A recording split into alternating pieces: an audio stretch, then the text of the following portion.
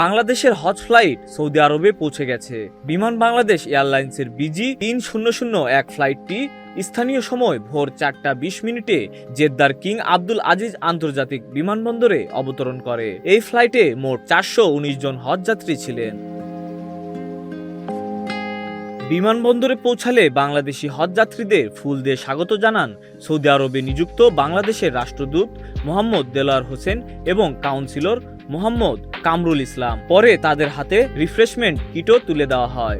এ সময় উপস্থিত ছিলেন জেদ্দায় বাংলাদেশ কনসুলেটের কনসাল জেনারেল মোহাম্মদ সাকওয়াত হোসেন, সহকারী মৌসুমী হজ অফিসার মোহাম্মদ রুহুল আমিন, জেদ্দা হজ টার্মিনালের হেড অব অপারেশন ইয়াহিয়া রাদি এবং সৌদি প্রতিষ্ঠান নুসুক মারহাবার ম্যানেজার রায়েদ বাকশাউন সহ সংশ্লিষ্ট কর্মকর্তারা। এর আগে শুক্রবার রাত 11:30টায় হযরত শাহজালাল আন্তর্জাতিক বিমানবন্দরে আনুষ্ঠানিকভাবে হজ ফ্লাইট কার্যক্রমের উদ্বোধন করেন প্রধানমন্ত্রী Tarique Rahman. Text report, news flash 71।